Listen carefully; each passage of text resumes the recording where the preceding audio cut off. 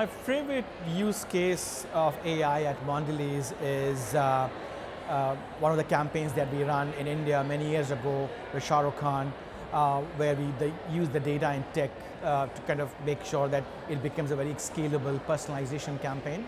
That was one of the great use cases we have. The other ones, we have done a lot of work with Oreo in the e-commerce space, whether it's the fit for purpose images, fit for purpose content. So those two come kind of naturally, but there are many others as well. AI cannot be a tech story at all. It's all about people eventually. And for the first time in my career, I have seen more leaned in interest in a piece of tech from the business, from the marketers, from the people that work on our business.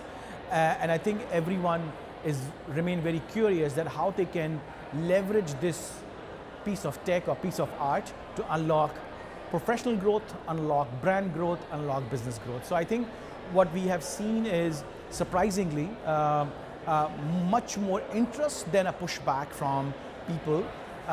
We are trying our best to upskill our people across the board to make sure that they at least know the basics of AI, and every time there's an opportunity for them to kind of leverage the tools or the tech that is available, they should be able to do it for themselves, but for their brand, for the business as well.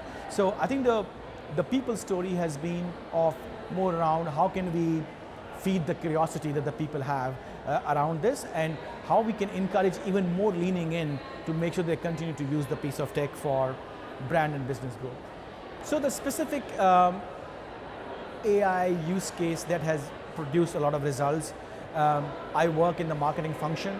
A lot of our use cases are centered around marketing. And one of the very simple use cases was how can we become more effective and efficient in creating this chocolate biscuit image for our brand Chips Ahoy. And AI was able to help us not only produce different variations of that chocolate cookie in real life, but also at a greater speed. And this is just one simple use case of that how AI was able to enable us, or at least was able to improve our speed to market, or having that cookie featured in multiple occasions rather than limiting ourselves in that way. So this is just a small use case.